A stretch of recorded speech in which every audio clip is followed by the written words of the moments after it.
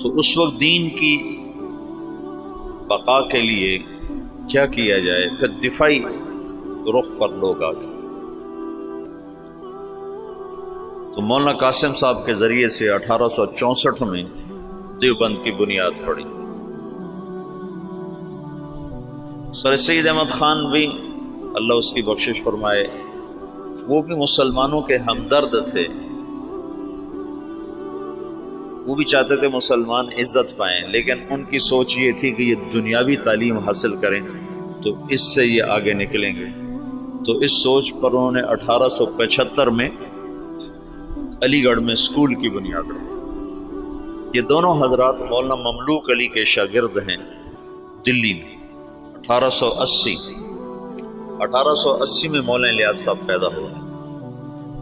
ان کے والد مولانا اسماعیل صاحب رحمۃ اللہ علیہ یہ صدیقی خاندان سے تھے، ان کی والدہ بھی صدیقی خاندان سے ہیں۔ یہ مظفر نگر کے تھے، والدہ کاندلہ کی تھی، یہ دوسری شادی سے تھے۔ نظام الدین میں ایک مغلوں کی عمارت بنی ہوئی ہے، 64 کھمبا اس کو کہتے ہیں، 64 کھمبا۔ اس کا جو گیٹ ہے یہ جیسے ہمارا گیٹ چھتا ہوا ہے، آگے چھت ہے، ایسے وہ چھتا ہوا گیٹ ہے، اس کے اوپر ایک پرانی برادری سی تھی، اس میں وہ رہا کرتے تھے مولانا اسماعیل صاحب، مولانا الیاس صاحب کے والد۔ وہاں سے ہجرت کر کے آئے اور اس پرانی مسجد کو انہوں نے آباد کیا۔ یہاں وہ کیسے پہنچے؟ یہ 1876 کی بات ہے، تقریباً 76 کی بات۔ یہاں وہ کیسے پہنچے اس کا کچھ پتہ نہیں، کیسے آئے، کس جذبے کے تحت آئے، کون لے کر آیا تھا، اللہ کا غیبی نظام۔ چونکہ یہ جگہ غیر آباد تھی، یہاں مرزا الہی بخش تھا، اس کی یہ جاگیر تھی۔ مرزا الہی بخش یہ بہادر شاہ ظفر کا سمد ہی تھا، یعنی بہادر شاہ ظفر کے بیٹے سے اس کی بیٹی کی شادی ہوئی تھی، اور مرزا الہی بخش بھی انگریزوں سے مل گیا تھا، اور وہ بھی جنگ آزادی کے ختم کرانے والوں میں ایک کردار تھا، اور غداری کا اس نے بھی بڑا صلہ پایا تھا۔ یہ مسجد مرزا الہی بخش نے بنوائی تھی، چھوٹی سی، ابھی تک وہ مسجد باقی ہے۔ تو ایک دفعہ مولانا اسماعیل صاحب یہ باہر نکلے ڈھونڈنے کے کوئی آدمی ملیں تو ان کو مسجد میں لاؤں، کہ ویران جگہ تھی۔ تو کچھ لوگ جا رہے تھے دلی، یہ میوات سے پہلا تعارف ہونے لگا۔ تو ان سے پوچھا بھائی آپ لوگ کہاں جا رہے ہو؟ کہ جی دلی جا رہے ہیں مزدوری کرنا۔ تو انہوں نے کہا اگر میں مزدوری دے دوں تو میرے ساتھ چلو گے؟ کہاں تمہارے ساتھ چلو؟ ایک دن کی مزدوری 2 آنے تھی، 2 آنے۔ تو وہ 5-6 آدمیوں کو لے کر مسجد میں آ گئے اور ان کو وضو سکھایا، طہارت، نماز سکھا کر سارا دن اپنے ساتھ رکھا۔ پھر تعارف پہ پتہ چلا کہ یہ میواتی ہیں۔ میواتی کون ہیں؟ اس کے بارے میں مورخین کی رائے یہ ہے کہ یہ جو ہندوستان کی قدیم قومیں ہیں ان میں سے ہیں میواتی۔ ایک تو ہے نا آریہ نسل جو وسط ایشیا سے آئے اور انہوں نے پورے ہندوستانی خطے پر قبضہ کیا۔ آریہ نسل کے لوگ راجپوت اور جاٹ یہ کہلائے، اور ان کی اور کئی قسمیں بنی۔ جو لوگ یہاں قدیم آباد تھے ان میں سے ایک قوم میو بھی ہے، یہ ہندوستان کی قدیم آباد قوم ہے، اور یہ بہت مار دھاڑ والے اور بہت زیادہ لڑائی مار کٹائی والے، لوٹ مار ان کا پیشہ تھا، کوئی مہذب زندگی ان کی نہیں تھی۔ مولانا محمد اسماعیل صاحب رحمۃ اللہ علیہ نے سب سے پہلے ان کو اپنا گرویدہ بنایا۔ تو انہوں نے جا کر واپس کہا کہ آج تو بڑے آسان کام ملے، صرف اٹک بیٹھک تھی، نماز اور منہ ہاتھ دھونا تھا اور دعانے مل گئے۔ بڑے سارے وہ حیران ہو گیا، بڑا اچھا کام ملا بھائی، کوئی مسئلہ ہی کوئی نہیں، نہ کوئی پتھر توڑے نہ کوئی وزن اٹھایا، اور کام ہمارا بڑا چوکھا ہو گیا۔ یہ ابتدا ہے۔ مولانا الیاس صاحب رحمۃ اللہ علیہ، یہ مولانا اسماعیل صاحب کا جو دوسرا نکاح ہے یہ 1868 میں ہوا، دوسرا نکاح۔ تو مولانا الیاس صاحب رحمۃ اللہ علیہ سے پہلے مولانا یحییٰ صاحب پیدا ہوئے اور پہلی بیوی سے مولانا محمد صاحب تھے، تو 1880 کے آس پاس میں مولانا الیاس صاحب پیدا ہوئے اور 1898 میں مولانا اسماعیل صاحب کا انتقال ہو گیا، تو ان کی جگہ ان کے بڑے بیٹے مولانا محمد صاحب یہاں بیٹھے۔ 1918 میں ان کا بھی انتقال ہو گیا۔ مولانا الیاس صاحب رحمۃ اللہ علیہ کی 1912 میں شادی ہوئی۔ 1915 میں پہلا حج کیا اپنے شیخ مولانا خلیل احمد صاحب، گنگوہ میں تعلیم حاصل کی۔ 1906 میں مولانا گنگوہی کا انتقال ہوا ہے، تو ان کے ہاں سے پھر یہ دارالعلوم دیوبند میں آ گئے، وہاں تعلیم مکمل فرمائی۔ اور 1912 میں ان کی شادی ہوئی۔ 1915 میں پہلا حج مولانا خلیل احمد صاحب کے ساتھ تشریف لے گا۔ اس وقت یہ سہارنپور میں پڑھاتے تھے، اپنے شیخ کے ساتھ پڑھاتے تھے۔ مولانا خلیل احمد صاحب رحمۃ اللہ علیہ وہیں رہ گئے، ہجرت کر کے گئے تھے، وہ واپس نہیں آئے۔ باقی حضرات واپس آئے نہیں، اس وقت نہیں، ساتھ ہی واپس آئے، بعد میں گئے۔ تو 1918 میں مولانا محمد صاحب کا انتقال ہوا، تو مولانا الیاس صاحب رحمۃ اللہ علیہ وہاں تشریف لائے، جنازے میں شرکت فرمائی۔ تو مقامی لوگوں نے، میواتیوں نے کہا کہ اب یہ جگہ خالی ہے تو اس کو آپ آباد کریں۔ تو مولانا نے فرمایا کہ میں اپنے شیخ سے پوچھوں، تو پھر وہ تشریف لائے سہارنپور اور مولانا خلیل احمد صاحب سے درخواست کی کہ اس طرح لوگ چاہتے ہیں، میں کیا کروں؟ تو انہوں نے یہ فرمایا تم 1 سال کی چھٹی لے کے چلے جاؤ، اگر تمہارا دل لگے تو وہاں رہ جانا، نہ لگے تو پھر واپس آ جانا، مدرسہ سے تمہارا رابطہ نہ ختم ہو، چھٹی لے لو۔ وہ چھٹی کی جو درخواست لکھی تھی نا، وہ پرانے سہارنپور کے مدرسہ میں ابھی بھی محفوظ پڑی ہوئی۔ 1918 میں مولانا الیاس صاحب تشریف لائے نظام الدین۔ ابھی تبلیغ نام کی کوئی شے ان کے ذہن پر کوئی نہیں۔ 1918 میں شدھی کی تحریک چل پڑی۔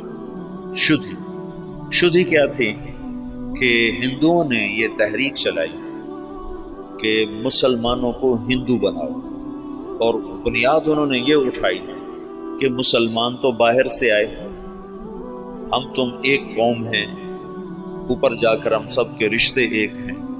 تو یہ باہر سے مسلمان کون تھے جنہوں نے آ کر ہمارا مذہب بگاڑ دیا، لہٰذا ہم سب کو ایک ہونا چاہیے۔ یہ تحریک بڑے زور سے چلی، تو مولانا الیاس صاحب رحمۃ اللہ علیہ اس پر بڑے پریشان ہوئے کہ اس کا میں کیا حل کروں۔ تو انہوں نے جاتے ہی میوات میں مدارس کی بہتات، چھوٹے چھوٹے مکتب، اور اس میں اپنا سب کچھ لگایا، بیوی کا زیور بھی لگا دیا، سینکڑوں چھوٹے چھوٹے مکتب میوات میں کھولے۔ ایک دفعہ میوات میں گئے ہوئے تھے مریدوں کے پاس، تو ایک نوجوان آیا، ہاتھ میں کڑا، بڑی بڑی مونچھیں، داڑھی صاف۔ کسی نے کہا یہ آپ کے مدرسے سے فارغ التحصیل حافظ قرآن ہے۔ کہنے کہ حافظ، اس کا یہ حلیہ کیوں ہے؟ کہ یہ ماحول کی وجہ سے۔ تو یہ پہلی چوٹ لگی اور دل میں خیال آیا، جب تک تمام طبقات میں دین نہیں آتا تو چند طبقوں میں دین کا لانا یا چند طبقات میں دین کا آنا یہ نہ کافی ہے، نہ یہ ذریعہ نجات ہے، پوری امت کا مسئلہ ہے۔ تو مدرسوں سے ایک دم دل بجھ گیا، دل ہٹ گیا، بند نہیں کیے لیکن طبیعت بند ہو گئی، دل ہٹ گیا۔ اور وائزین اس زمانے میں شدھی کی تحریک کے ٹکر میں علماء نے وعاظ کو بھیجنا شروع کیا تھا کہ مختلف شہروں میں جا کر، دیہاتوں میں جا کر تبلیغ کرو۔ تو مولانا الیاس صاحب نے بھی اپنے وائز بھیجنے شروع کی، لیکن وہ جاتے تھے جہاں تک سڑک ہوتی تھی، جہاں سڑک نہیں ہوتی تھی وہاں نہیں جاتے تھے، یا جہاں کوئی آسائش نہیں ہوتی تھی وہاں نہیں جاتے تھے۔ پھر طبیعت اس سے بھی ہٹ گئی، پھر خانقاہی سلسلہ شروع کیا، اور نظام الدین میں بیعت کا سلسلہ، اس سے پہلے بیعت نہیں فرماتے تھے، پھر بیعت کا سلسلہ شروع، تو بہت جلدی مریدوں میں ترقی ہونے لگی اور مریدوں کا اضافہ بھی اور مریدوں کے تزکیہ کے حالات بھی بڑے اچھے۔ لیکن کچھ عرصے کے بعد خیال آیا کہ کتنے لوگ میرے مرید ہو جائیں گے، 1,00,000 2,00,000، تو عامت الناس کا کیا کروں؟ ابھی اللہ تعالیٰ فطرت خود ہی کرتی ہے لالے کی حنا بندی، پھول کو سرخی کوئی نہیں پہناتا، اللہ ہی اسے سرخ کرتا ہے۔ تو طبیعت ہٹتی گئی، مدرسوں سے ہٹ گئی، خانقاہ سے ہٹ گئی کہ خانقاہ بھی ایک جزئی کام ہے، مدرسہ بھی ایک جزئی کام ہے، اور واعظ تقریر بھی ایک، پیسے دو تو جاتے ہیں، پیسے نہ دو تو جاتے نہیں۔ تو بے قراری بڑھتی گئی اور کوئی حل نظر نہیں آیا۔ تو 1926 میں، اس سے قبل مولانا خلیل صاحب وہ ہجرت کر کے اور تشریف لے گئے، مدینہ منتقل ہو گئے۔ تو 1926 میں حج پہ تشریف لے گئے، ہجرت کی نیت کر کے کہ میں اب واپس نہیں آؤں گا، وہیں رہوں گا۔ 1925 میں گئے تو 1926 میں واپس آؤں گا، یہ نیت کر لی تھی کہ اب میں واپس نہیں آؤں گا، ادھر ہی رہوں گا۔ جب یہ مکہ پہنچے تو ان کو خواب میں اللہ کے رسول کی زیارت ہوئی، تو انہوں نے پوچھا یا رسول اللہ، میں امت کی بہتری کے لیے کیا کروں، امت کی ہدایت کے لیے کیا کروں؟ تو اللہ کے رسول نے فرمایا جیسے میں نے مکے میں کام کیا تھا تم ویسے کام کرو۔ انہوں نے آگے عرض کی مجھے تو پتہ نہیں مکے میں آپ نے کیسے کام کیا تھا، تو اللہ کے نبی نے فرمایا مکی صورتوں میں غور کرو، اللہ تمہیں سکھائے گا۔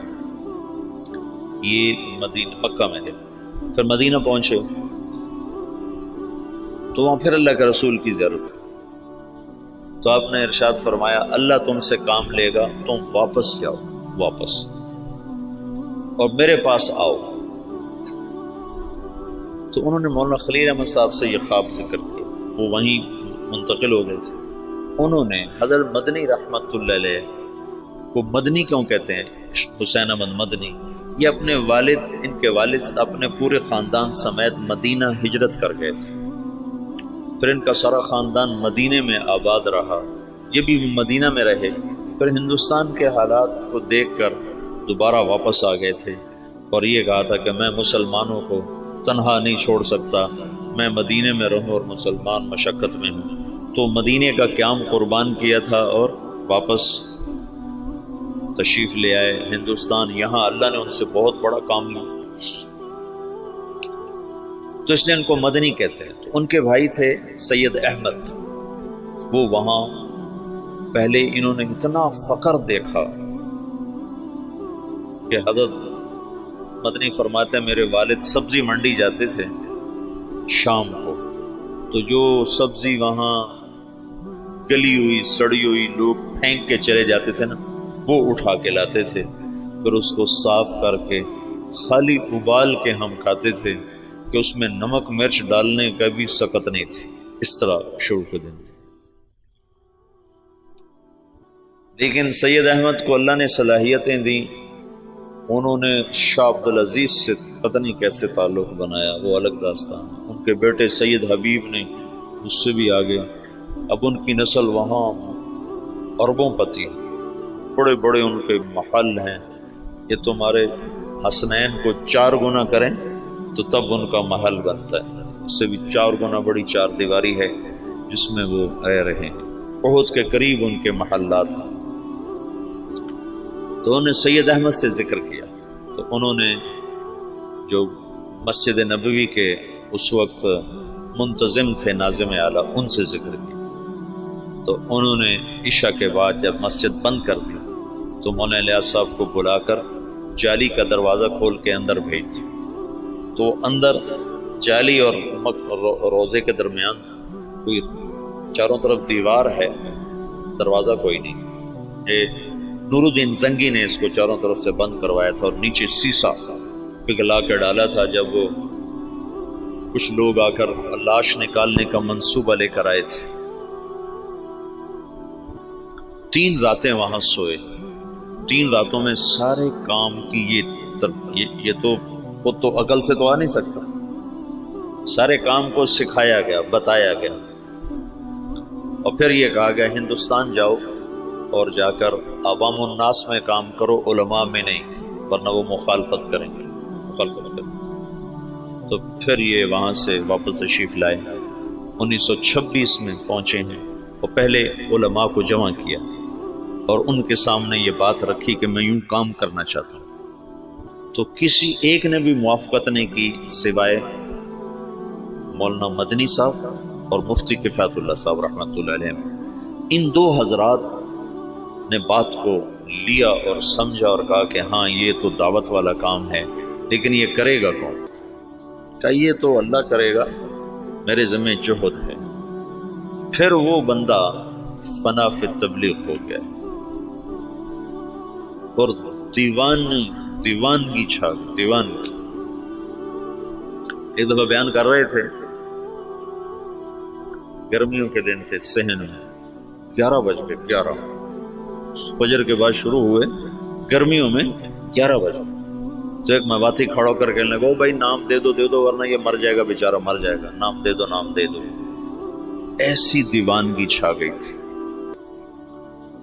اور کوئی شکل نہیں، کوئی جانتا نہیں، اور آگے سامنے میواتی ہیں جن کو دین کی خبر ہی کوئی، کلمہ نماز کا نہیں پتا تو دعوت کیسے دیں گے؟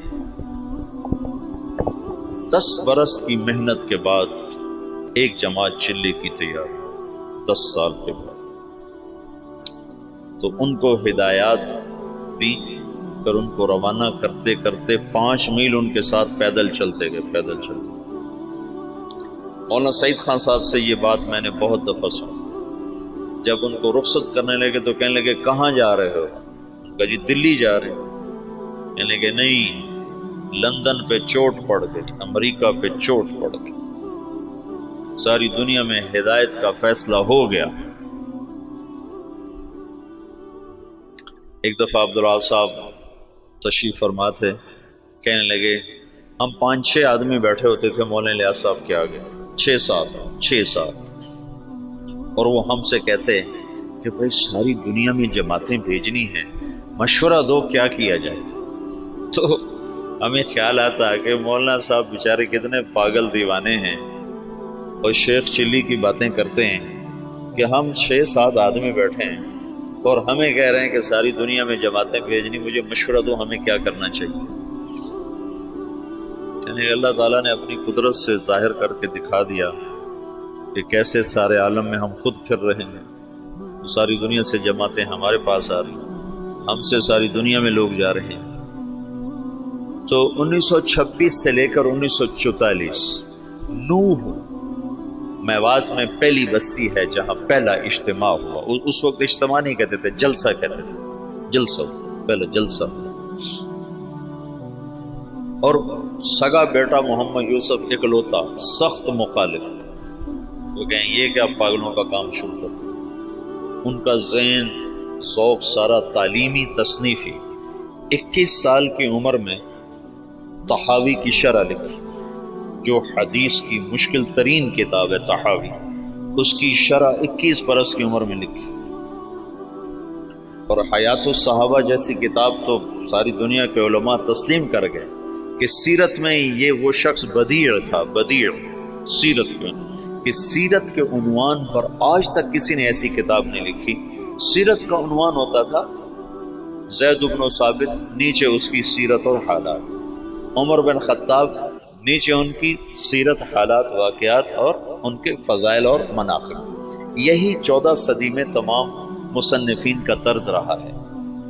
یہ پہلا شخص ہے جس نے اسلوب جدید دیا، بدیع اسلوب، آج تک کوئی یہ اسلوب لے نہ سکا۔ حیات الصحابہ ہے سیرت، لیکن حیات الصحابہ، کیف کانت صلاتهم،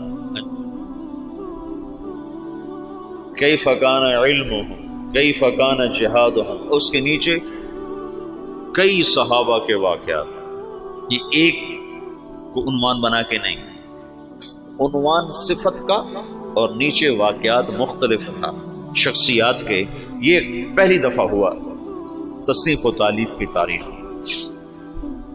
سے اس کتاب نے اتنی قبولیت حاصل کی کہ دنیا کے ہر بڑے مکتبے میں حیات الصحابہ پڑھی ہوتی. تو ان کا تو ذہن تھا سارا تعلیمی اور تصنیفی. کہیں یہ میرے ابا کو ہو کیا گیا؟ ان کو اللہ کی طرف سے الہام ہو چکا تھا. تو باپ بیٹے میں ٹکراؤ ہے. مولانا انعام صاحب رحمۃ اللہ علیہ، مولانا احتشام صاحب رحمۃ اللہ، یہ حضرت مولانا الیاس صاحب کے ساتھ مولانا الیاس صاحب رحمۃ اللہ، اب مولانا سعید احمد خان صاحب، یہ ساتھی ہم نوا، اور بیٹا محمد یوسف سخت مخالف. میاں جی بدر الدین رحمۃ اللہ علیہ تھے. میں ان سے ملا تھا نظام الدین میں 82-83 میں گیا تھا. مجھے کہنے لگے کہ ہمیں مولانا الیاس صاحب کہتے کہ جاؤ یوسف کو کارگزاری سناؤ، شاید اس کا کوئی دل نرم پڑے. تو جب ہم جاتے تو اپنے لکھنے پڑھنے میں لگے ہوتے تھے، تو ہمیں دیکھتے ہی کہتے مجھے پتہ چل گیا تمہیں بوڑھے نے بھیجا ہے کہ جاؤ اس کو کارگزاریاں سناؤ، بھاگ جاؤ، میرے پاس کوئی وقت نہیں تمہاری فضولیات سننے کے لیے.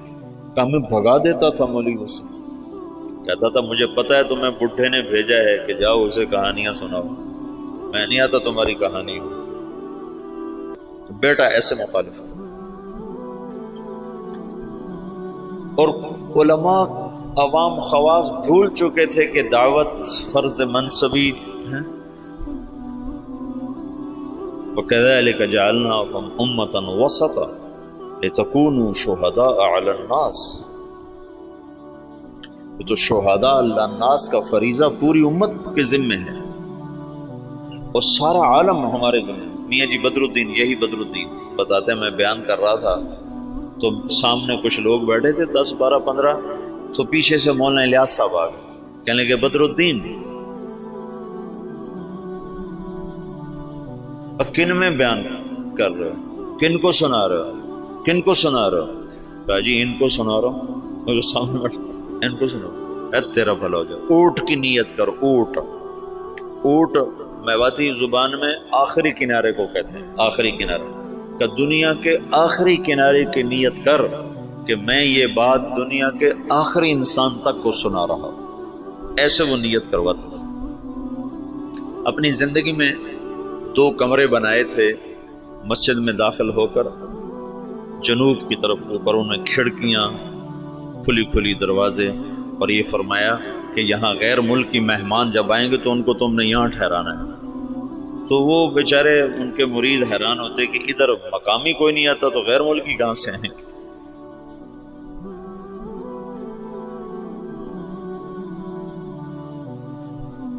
یہ جی دین محمد تھے جو حضرت مولانا الیاس صاحب کے ابتدائی خدام میں تھے، اور جو جماعت مولانا الیاس صاحب نے حضرت تھانوی کے خانقاہ تھانہ بھون بھیجی تھی، اس میں وہ اس جماعت میں ان کی تشکیل تھی. وہ کہتے ہیں ایک دفعہ مجھ سے کہنے لگے کہ مولوی صاحب ہمیں حضرت جی کہتا تھا تم امریکہ جاؤ گے، امریکہ. تو ہم تو اتنے سیدھے سادے دیہاتی تھے کہ ہم یوں سمجھتے تھے امریکہ دلی سے آگے کسی شہر کا نام ہے، دلی سے آگے کسی شہر کا نام ہے جو ہمیں کہتا ہے کہ تم امریکہ جاؤ گے. یہ تمہیں بعد میں پتہ چلا وہ تو دنیا ہی اور ہے جہاں وہ کہتا تو تم جاؤ گے. تو جہاز کچھ نہ کچھ اس زمانے میں چل گئے تھے، تو کبھی اوپر سے کوئی جہاز گزرتا تو اس کو میواتی میں کہتے تھے اڑن کھٹولا. تو مولانا الیاس صاحب کہتے ہیں ان اڑن کھٹولوں میں تم تبلیغ کرنے جاؤ گے.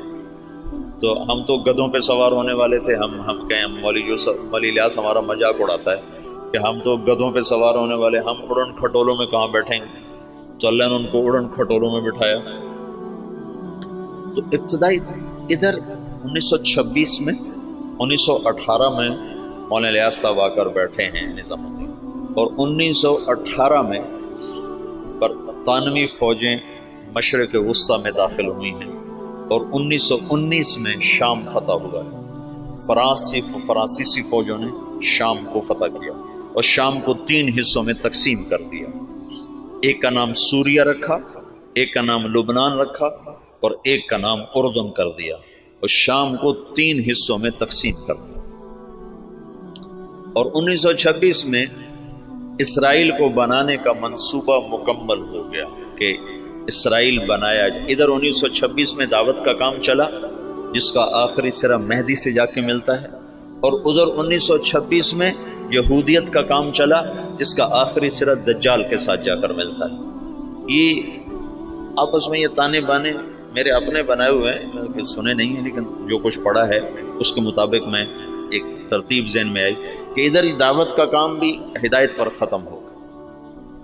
1964 میں پہلی جماعت گئی یوگنڈا، 1964، 4 آدمی، اس میں ایک ابھی بھی زندہ ہیں، عبدالرشید صورتی صاحب جو کراچی کے امیر۔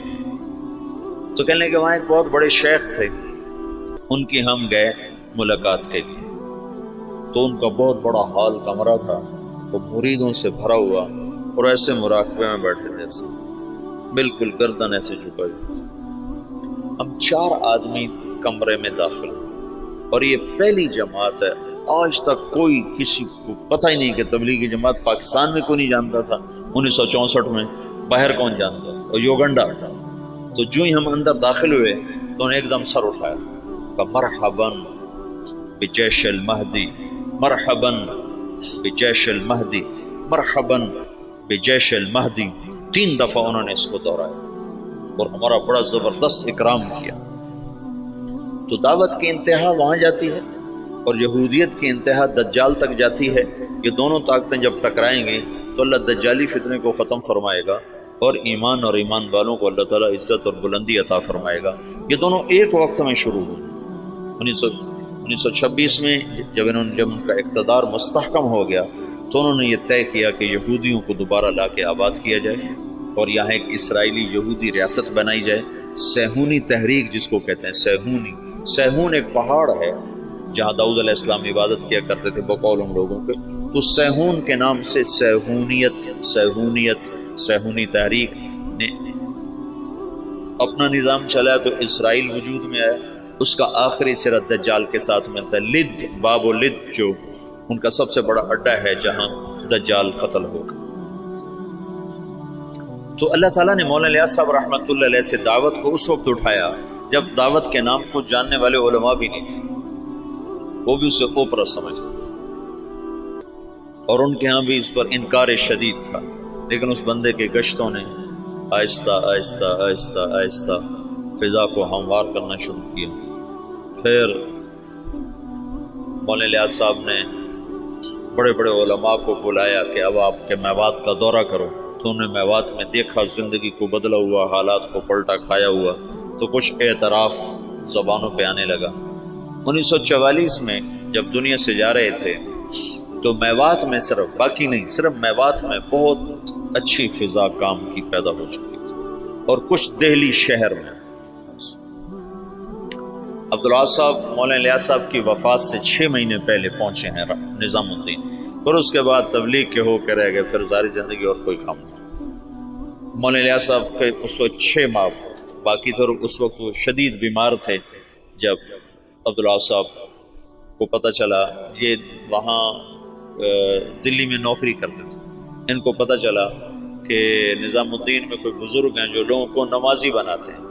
اس وقت یہ شروع میں ہم نے بھی ایسے سنا کہ ایک تبلیغی جماعت ہے جو لوگوں کو نمازی بناتی ہے۔ تبلیغ کی گہرائی تو کیا زبردست چیز ہے۔ تو کہنے لگے میں دیکھنے گیا کہ بھائی وہ کیسے نمازی بناتے ہیں، تو بس وہ جو پہلی دفعہ گئے تو وہیں کے ہو کے رہے۔ مولانا سعید خان صاحب کو 4 سال کی صحبت نصیب، مولانا الیاس صاحب کی صحبت میں 4 برس رہے، مسلسل 4 برس گزارے۔ مولانا عبید اللہ صاحب رحمۃ اللہ علیہ وہ تو بہت پہلے فوت ہو گئے تھے، 1989 میں فوت ہو گئے تھے، تو ان کو بھی کافی لمبا عرصہ مولانا الیاس صاحب کی صحبت نصیب رہی۔ بیٹے مخالف تھے، تو 1944 میں جب مولانا الیاس صاحب کا انتقال ہونے لگا ہے تو انہوں نے مولوی یوسف صاحب کو بلا کر کہا بیٹا آجا مل لے میں جا رہا۔ وہ جو سینے سے لگایا اس میں نسبت اللہ نے منتقل فرما تھی، اور مولانا یوسف صاحب نے فرمایا اپنے باپ کے مرنے سے 1 دن پہلے مجھے تبلیغ پہ 100 اعتراض تھے، 100 اعتراض۔ باپ کے مرنے کے بعد اللہ نے تبلیغ کا کام کھولا۔ مولانا الیاس صاحب تبلیغ کے کام کو اجمالی طور پر چھوڑ گئے تھے، مولانا یوسف صاحب نے اس کو کھولنا شروع کیا۔ دن میں 18 گھنٹے بولنے والا آدمی تھا، سوائے سونا اور نماز اور لکھنا، ان 3 اوقات کے علاوہ وہ شخص کی زبان بند ہے۔ مسلسل جیسے اللہ بلوا رہا تھا، بھرپور جوانی میں چلے گئے، 48 برس کی عمر میں انتقال فرمایا۔ 27 سال کی عمر میں امیر بنے، بالکل نوجوان بلکہ بچے۔ اور مولانا سید خان صاحب رحمۃ اللہ علیہ فرمانے لگے، مولوی یوسف ہمارے ساتھ اٹھتا بیٹھتا کھیلتا تھا، لیکن جب وہ امیر بنا تو آہستہ آہستہ اس کا روب ہمارے اوپر چھاتا چلا، اور اپنی جہد اور قربانی سے ان کی ہیبت ہمارے دلوں پہ قائم ہو گئی۔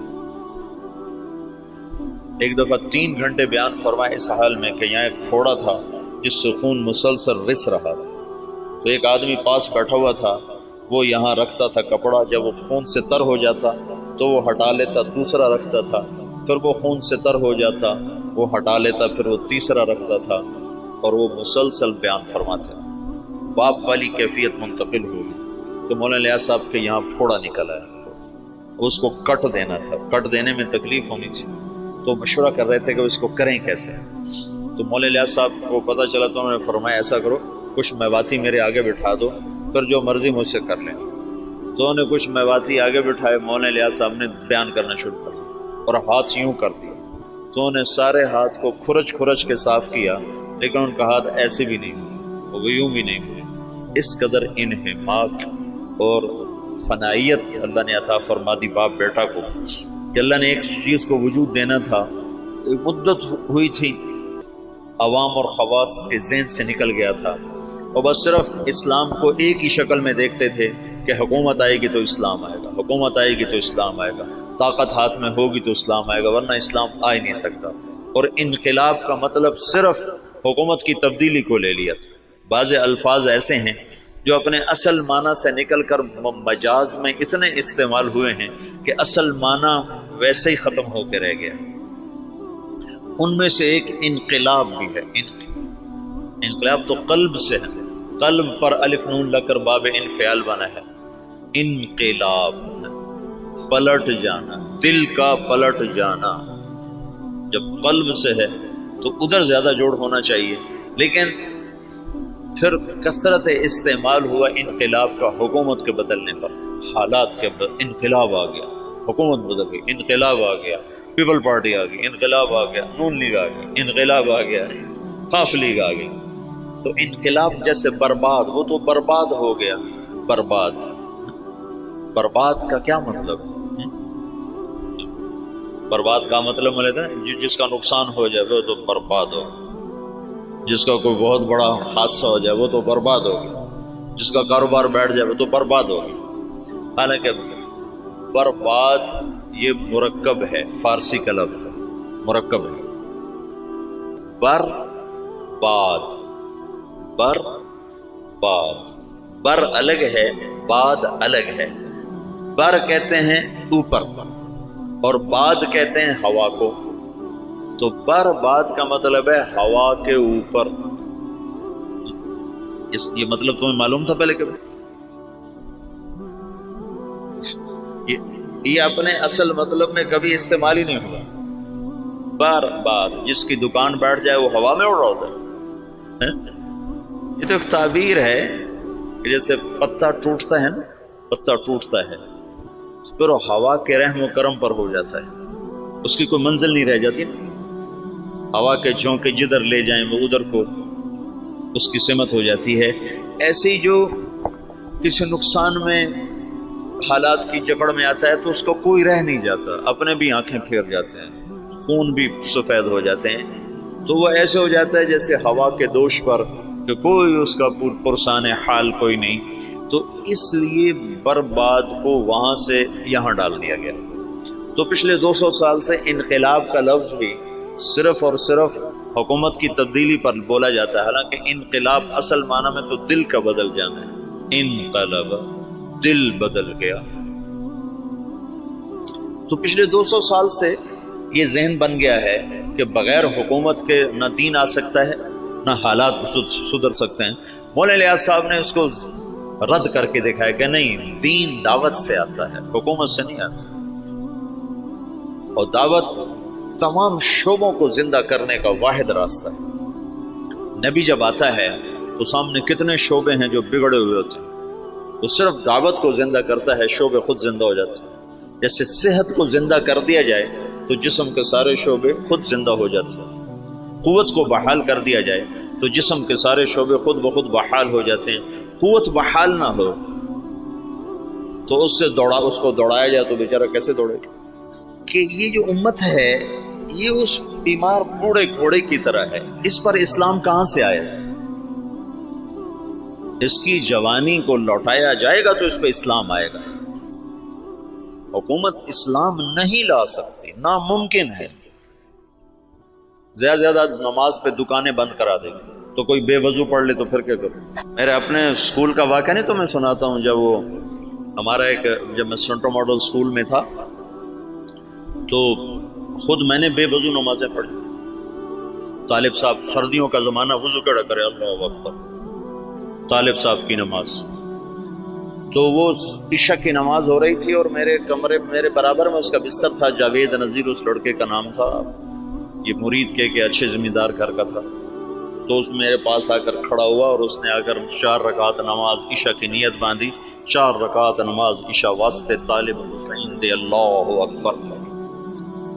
حکومت ایسا اسلام لائے گی واسطے طالب حسین دے. جو ایسی نماز پڑھے گا وہ تو کافر ہو جائے گا، نہ پڑھے تو اس سے تو کافر نہیں ہوتا نا. لیکن اگر ایسا کرے گا تو اسلام سے نکل جائے گا. قوت کبھی، اس لیے تو کبھی نبی کو طاقت دے کے نہیں بھیجا گیا. بعد میں طاقت آئی جو اللہ کے نبی کو حاصل ہوئی بعد میں ہوئی. پہلے تو فقیر بن کے کھڑے ہوئے کہ نہ کوئی مال کے لالچ میں کلمہ پڑھے، نہ کوئی تلوار کے خوف سے کلمہ پڑھے، صرف اللہ کے تاثر سے کلمہ دل میں اترے. تو چونکہ اسلام نے ایک عروج دیکھا تھا تو جو ہمارے قائدین تھے وہ اس عروج کو تصور میں لے کر اعادہ عروج کی جہد کرتے رہے. وہ جو ذوف اسلام تھا اس کو دور کرنے کی کوشش ہی نہیں کی کہ انگریز کیوں آیا. مولانا حفظ الرحمان صاحب آئے سیوہاروی، یہ میاں جی دین محمد پاس بیٹھے ہوئے، مولانا الیاس صاحب اور مولانا حفظ الرحمان آئے. حضرت دعا کریں انگریز نکل جائے. مولانا الیاس صاحب چپ بیٹھے رہے. حضرت دعا کریں انگریز نکل جائے. چپ بیٹھے رہے. حضرت دعا کریں انگریز نکل جائے. تو مولانا الیاس صاحب ایک دم جوش میں آئے کہ کوئی لوگ تیار کر لیے ہیں جو انگریزوں کے بعد حکومت کو سنبھالیں گے. کوئی لوگ تیار کر لیے ہیں. وہ کہ چپ. کہ جو انگریزوں کے بعد آئیں گے وہ ان سے برے ہوں گے کہ انگریز ہمارے بزرگوں کے گناہ کی سزا میں آئے، اور جو موجود آئیں گے ہمارے گناہوں کی سزا میں آئیں گے. اور مجمع کو تیار کیے بغیر کام نہیں چلتا ہے. تو انگریز تو چلا گیا، لیکن جتنا اسلام پاکستان میں ذبح ہوا، مدنی فرمایا کرتے تھے ہندوستان میں مسلمان ذبح ہوں گے اور پاکستان میں اسلام ذبح ہوگا. کہ مولانا الیاس صاحب نے پرانا سبق زندہ کیا کہ دعوت وہ واحد سبب ہے جس سے دین آتا ہے. اور میں چلنا ہی نہیں چاہتا تو مجھے زبردستی کیسے چلاؤ گے؟ مجھے زبردستی نماز پڑھاؤ گے تو کتنی پڑھا لو؟ اور جو 90% اخلاقیات ہیں وہ کیسے لاؤ؟ ماں کی خدمت کیسے کرواؤ؟ باپ کے آگے چپ رہنا کیسے سکھاؤ؟ بیوی سے حسن سلوک کیسے سکھاؤ؟ وفاداری کیسے سکھاؤ گے؟ رات کو اللہ کے سامنے رونا کہاں سے لاؤ گے؟ جب تم زانی کو کوڑے مارو گے، شادی شدہ کو سنسار کرو گے اور بازار بند کرا دو گے، ٹھیک ہے ہو گئے بند، لیکن نماز کس کو پڑھاؤ گے؟ مجھے مدینہ میں ایک نوجوان ملا دیرہ غازی خان کا، کہنے لگا 10 سال سے مدینے میں بغیر وضو کے نماز پڑھی. 10 سال.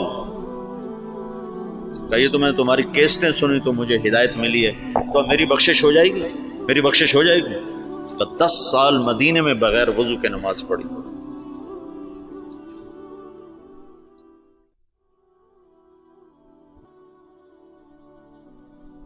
چونکہ اسلام کا سیاسی پس منظر 1000 برس سے زیادہ ہے، تو جب زوال آیا تو قائدین کا ذہن ادھر گیا کہ اس زوال کو دور کیا جائے، زوال دور کیا جائے اور مسلمانوں کو دوبارہ شان و شوکت پہ لایا جائے.